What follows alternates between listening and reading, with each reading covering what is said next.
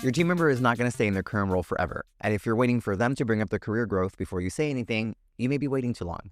Welcome back to Leadership Rehearsal. I'm Alex, and I am so glad you're here. And I mean that especially today because this is our season 1 finale. Oh my gosh, can you believe it? Well, last week we finished our 2-episode arc on feedback. We talked about how to build the culture, what it means to receive feedback both as an individual and what it means for your team in terms of applying the feedback you provide, and how to give feedback in a way that is objective and free from labels.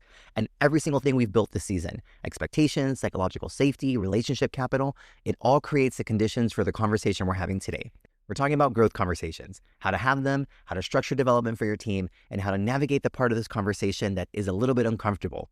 What do you do when someone says they want to grow their career, but there isn't a promotion opportunity readily available? This is where everything we've rehearsed comes together. Let's dive into rehearsal. Let me start with the data because it's hard to ignore. LinkedIn's Workplace Learning Report found that 94% of employees say they would stay at a company longer if it invested in their career development. 94%. And yet research consistently shows that lack of career growth is among the top reasons employees leave, with nearly half of job seekers citing the desire for stronger growth opportunities as a primary driver. And this is according to recent workforce data. That gap is a leadership problem, and it is one that you have the power to close for your team. So let's approach what gets in the way of these conversations more than anything else: the fear of promising something you can't deliver. I experienced this from both sides. When I was an individual contributor and wanted to grow into my first leadership role, I noticed something every time I brought it up with my manager: hesitation and a kind of careful distance in how they responded. And what I eventually realized was that they were afraid of the conversation, not because they didn't care, but because they thought I was asking them to guarantee a promotion. They weren't ready to make that promise, so they pulled back from the conversation entirely. But that is not what I was asking. I wasn't asking for a guarantee. I was asking, this is where I want to go. Can you help me get there? That is a very different ask, and it is an expectation of you as a leader to develop your team. So let me say this clearly. Having a growth conversation with your team member is not a commitment to promote them. It is a commitment to develop them. Those are two very different things, and separating them is what makes the conversation easier. Promotion is the outcome of several factors converging at once. Yes, individual performance matters. Are they showing proficiency in their current role? Are they demonstrating skills that signal readiness for the next one? But business needs matter just as much. There has to be a role available, a budget approved, and an organizational alignment around the decision. And even when both of those things are in place, there is the added complexity of whether the organization decides to promote from within or bring in an external candidate, which is entirely outside your team members' control and sometimes outside of yours too. What is within your control is the development they receive while they are with you. So let's talk about what development means, because it is not one thing. There are two types, and knowing which one you are addressing changes how you approach the conversation. The first is in-role development. This is focused on building or refining the skills someone needs to meet the expectations of their current role. This can be initiated by the team member. Let's say they want to earn a certification in a tool they regularly use to sharpen their skills. But as a leader, it is also your responsibility to identify gaps and help close them, especially when someone is not yet meeting expectations. This ties directly to episodes 5 and 7. You've identified a gap, you had the performance conversation, you root cause what is getting in the way, and now you're ready to build a plan to close it. When we talk about everyday performance management and development conversations, this is what we mean. If someone is on a development plan, you're checking in on their progress in your one-on-ones and during your regular performance conversations. That ongoing rhythm is what holds them accountable to the plan you both created. The second is career development. This is what most people picture when they hear the word development. It is focused on growth beyond their current role and preparing someone for what comes next. An important call out. Career development is driven by the team member. They are in the driver's seat of their own career. Your role is to create the space for the conversation and open the door, and hopefully you'll help them identify where to focus and support them in building a plan. You can absolutely take interest in their growth and ask questions about where they want to go. But with that, if someone tells you they are happy in their current role and not looking for advancement, that does not mean you stop developing them or still push them towards advancement because you think they would be great at it. It just means that your focus shifts to their performance and their growth within the role they are in. Both types are important and deserve attention. The question is, which one are you really addressing? Let's talk about how to approach each one. Before we get into the framework, I want to name one assumption I'm making about where you are right now. You've done the work to identify and validate a gap in performance that would benefit from formal development, or your team member is ready for career growth. If you haven't, I encourage you to take a listen to our episode 5 and 7 on setting expectations and managing performance. The framework that I use and I apply both in how I develop others and just how I develop training is the 70-20-10 model, developed by researchers at the Center for Creative Leadership. The premise is straightforward. Most development does not happen in a classroom. It happens through experience, relationship, and practice.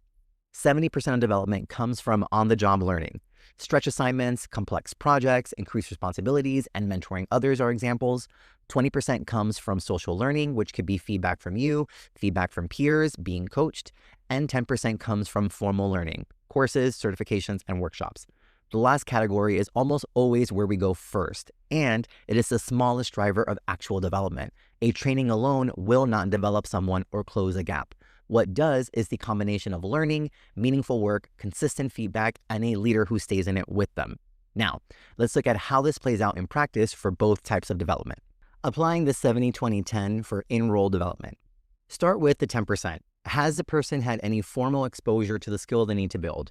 If not, maybe that's the starting point. A course, a certification, a focused learning source, or maybe you learned that they completed a training recently, which means that what they need now is what comes next. Move to the 20%. Now that they have the knowledge, who or how can it be reinforced? Is there a peer or colleague with strong fluency in the area who can mentor or collaborate with them? What does your feedback rhythm look like as they practice? Your one-on-ones become critical here. Checking in, noticing progress, adjusting your support. One technique I find really effective, ask them to walk you through what they've learned. If they have a new skill or approach, have them explain it to you. It does two things. It helps them synthesize the learning by teaching it back, and it shows you what they actually have absorbed so you know what to reinforce. Then build the 70%.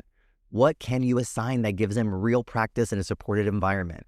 Maybe it's a lower stakes project where they can test the new approach, or maybe it's a stretch assignment with the explicit understanding that coaching comes with it. The goal is not to throw them in the deep end and see what happens. It's to create a safe environment to practice, one where you are present, paying attention, and treating development as the ongoing practice that it is. Applying the 70-20-10 for career development. When your team member is ready to talk about what comes next, the first move is to understand what they actually want, not what you think or the path necessarily that you took. Strong individual contributors are extraordinarily valuable, and not everyone's growth path looks like a move into management. Your job is to support the path they are choosing. The next step is to identify what skills need to be built or experiences need to be had. Let's say that they've identified a specific next role. A great place to start is any objective benchmark your organization has. This could be a career progression framework, a leveling guide, even a job description. Look at it together. What are the differences between their current role and the one that they want? Is there a certain skill? Is it proficiency with a tool, broader scope of responsibilities? And where are they already showing some of those qualities? That conversation takes the emotion out of a topic that can otherwise feel vague and frustrating because now you're both looking at the same map. Then you apply the 70-20-10. What formal training would help them, or is that even needed? Who could mentor them or give them exposure to what the actual work looks like? And what stretch assignments will let them start practicing those skills on the job? For someone who wants to move into leadership, mentoring a peer or leading a team project is the most effective thing you can offer. It not only builds skills, but it gives them an opportunity to decide whether leadership is actually what they want. All of this hinges on the conversation itself. 70-20-10 is a great framework for preparing, for thinking through how you might support someone, and to balance it so they can apply what they're learning. But it's not a plan you create in isolation and then hand to them. Remember, they are in the driver's seat. What actually moves development is understanding what your team member wants, what their appetite for growth looks like right now, and what is realistic given everything else on their plate. Someone may be eager to grow, but genuinely stretched thin, so you prioritize what they can actually do. Someone else may have capacity, but not yet the clarity on where they want to go, so you spend a little bit more time helping them see into the future. The framework helps you think and guide them. Lead with curiosity, listen to what they tell you, and build the plan from there together. And yes, I mean a plan. You'll have a few conversations where you align on what they can do to grow, and it should net out with a plan that they can follow. This will help you hold them accountable, and it gives them a roadmap for their development. Now let's approach the conversation most leaders don't know how to start. Sometimes, even when someone has done everything right, they've grown their skills, shown proficiency, and demonstrated readiness, the opportunity is just not there. Either the role doesn't exist, or maybe the organization is not in a position to promote from within right now. The right next step for them might require a move to a different team or even organization. And that is uncomfortable to address, but it is such a courageous conversation to have. Someone leaving your team is not a failure of your leadership. It's an expression of it. You can be honest about what is available and what is not. That doesn't mean that you stop investing in their growth or creating opportunities in the meantime. You can help someone think through their next move, even when the move leads them out the door. The sign of a great leader is not keeping people forever. It is building capacity in others and helping them grow, even when that growth takes them somewhere else. All right, we have made it to the final solo rehearsal of the season. Oh gosh, how exciting. And this one is going to be a good one. All right, as always, there is a link to a free worksheet in the episode description. Grab it before we start or listen all the way through and come back. As always, the decision is yours. Okay, today's exercise is focused on helping you prepare for a growth conversation. We're going to look at one team member's development, where they are, where they want to go, and how you can support them to get there. Step 1, choose one person. Identify one team member to focus on. This could be someone who has expressed interest in growing, someone you see potential in, or someone whose development you've been putting off. Write their name at the top of your worksheet and why you've selected them. Step 2, assess the type of development. Based on what you know about this person right now, is there in-role development needed? Are there skills or gaps in their current performance? Have they expressed interest in career development, in growing beyond their current role? If it's both, you'll need to help them align on which one is more vital right now. Write down what you know and note where your information is thin. The gaps in your knowledge are part of what the conversation is for. Step 3, map the 70-20-10. Begin to brainstorm and write a few things that they could do for each bucket and identify anyone else who could also be of support. These should be things you could commit to or provide. Would they benefit from a stretch assignment? Are they receiving consistent feedback and coaching? Could be from you or from others around them. And what formal learning, if any, might help? Does your organization have a development budget? Encourage them to use it. Also, if you know that they've already done some development on their own, include that so you have a holistic picture going into your conversation. Now, a note on how to show up. Remember, growth belongs to your team member, not to you. Whether you're closing a performance gap or supporting someone else's career aspirations, they are the ones who have to do the work. Your role is to create the conditions, remove barriers, and stay in it with them. That means showing up to this conversation with curiosity, not a plan already decided for them. Approach it as a coaching conversation. Ask open-ended questions and let their answers guide where you go. A few to consider. What are you most proud of in your current role? Where do you feel most stretched right now? Is there a type of work or role you want to move toward? What would feel most supportive to you as you work on this? And before you close the conversation, make sure you understand two things: what they can realistically commit to given everything else on their plate, and how you can support them through it. Development does not happen because a plan exists. It happens because both of you stay accountable for it and you create the conditions for them to thrive. Okay, we have made it to the end and also to our final team rehearsal.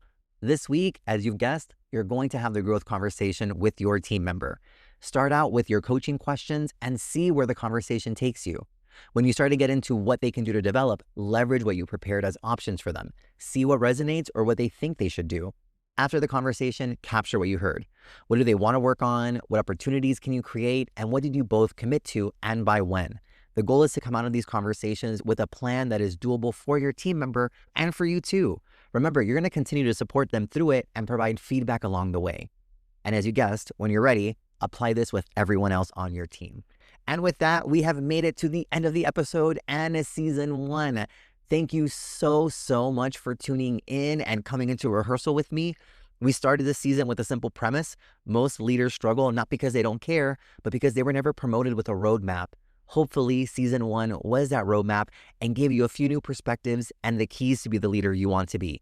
Everything we covered this season, from how you spend your time to how you develop the people on your team, was never meant to be a checklist. It was meant to be a practice. And the fact that you are here at the end of the season means you've already started. Well, until next time, remember, management is a title, leadership is a practice. I'm Alex, and I will see you in the next rehearsal. Bye.